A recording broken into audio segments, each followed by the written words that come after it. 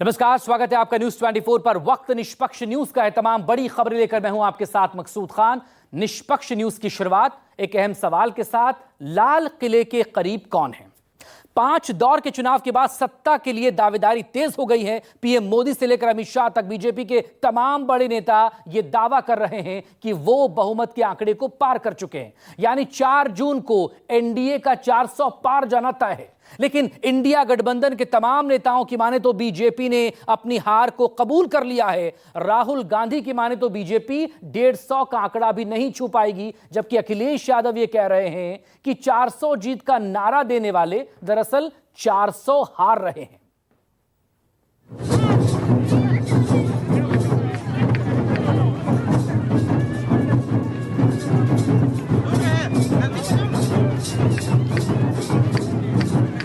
प्रियंका गांधी झारखंड के आदिवासी महिलाओं के साथ लोक नृत्य कर रही हैं।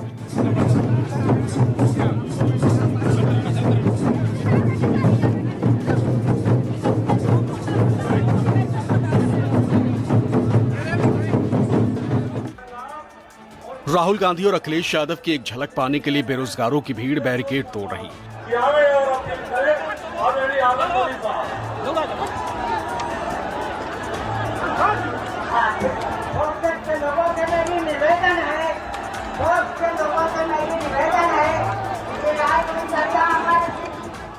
दो लड़कों की जोड़ी इसे सत्ता के खिलाफ आंधी बता रही, लेकिन सत्ताधारियों की माने तो वो 5वें चरण में ही पूर्ण बहुमत से बहुत ज्यादा पा चुके।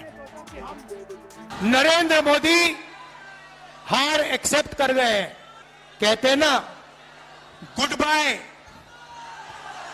बस हो गई गुड बाय नरेंद्र मोदी जी की। मैं आपको लिख के दे रहा हूं, 4 जून नरेंद्र मोदी हिंदुस्तान के प्रधानमंत्री नहीं रहेंगे। 5 चरण का चुनाव समाप्त हो चुका है। 5 चरण का परिणाम जानना है क्या? तो 5 चरण का परिणाम जान लो। मोदी जी 310 सीट पार कर गए हैं और ये ममता दीदी का इंडी अलायंस, उनका सुपड़ा साफ हो गया है, साफ। 4 जून को जब 12 बजे के लगभग वोट गिनती आगे बढ़ रही होगी, उस समय देश में एक पिक्चर रिलीज होगी।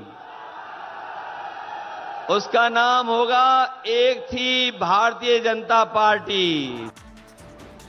पश्चिम बंगाल में जो बातें अमित शाह ने कही, यूपी के बस्ती में पीएम मोदी ने वही दावा दोहरा दिया। लेकिन दो लड़कों की जोड़ी ने 4 जून को अच्छे दिन की मुनादी कर दी। पहले मोदी जी 400 सीट की बात करते थे, 400 पार, अब 150 भी नहीं बोल रहे। मैं आपको एक बात की गारंटी दे रहा हूं, रायबरेली की जनता लिख लो, जून 4 को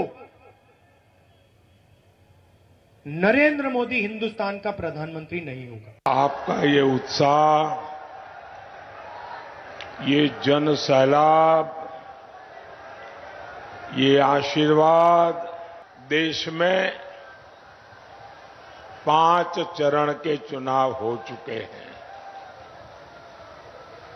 इन 5 चरणों ने ही देश में तीसरी बार मोदी सरकार पक्की कर दी है। ये लोग अच्छे दिन तो लाए नहीं। बताओ, अच्छे दिन वादा करने वाले अच्छे दिन लाए क्या? कम से कम 4 जून को खुशियों के दिन आएंगे, तब हम लड्डू बांटेंगे एक दूसरे को। दो लड़कों की जोड़ी ने यूपी में सियासी समीकरण के साथ केमिस्ट्री भी बदल दी है।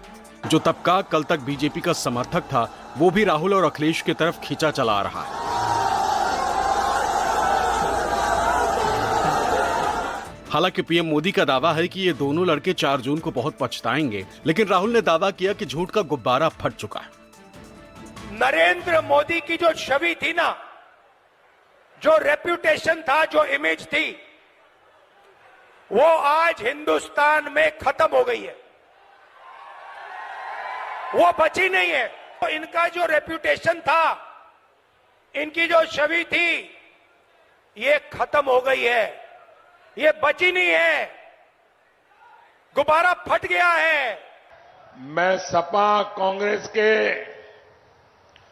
दोनों शहजादों की फ्लॉप फिल्म की बार बार रिलीज से हैरान हूं।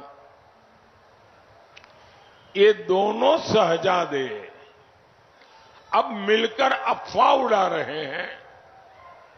ये कहते हैं यूपी की 79 सीट जीत जाएंगे।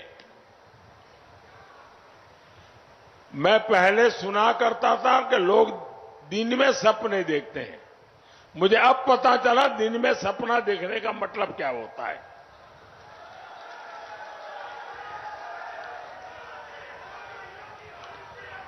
चार जून को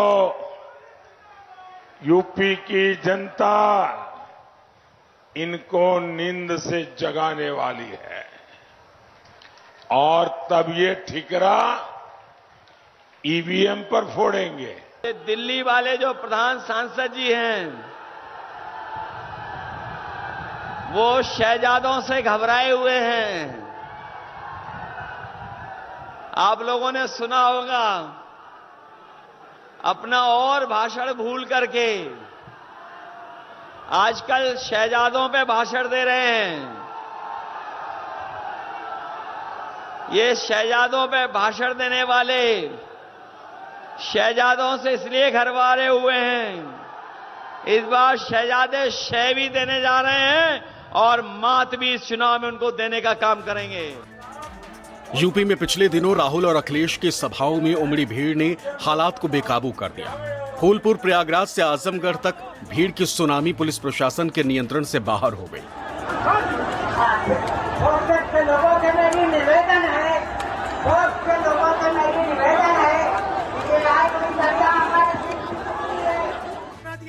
पीएम मोदी ने इस भीड़ को खरीदी हुई भीड़ बताया, लेकिन राहुल ने पीएम मोदी को राजा बता दिया।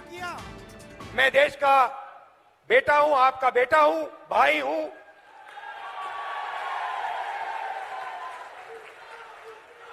राजा मोदी जी हैं। कल मैंने कुछ वीडियो देखे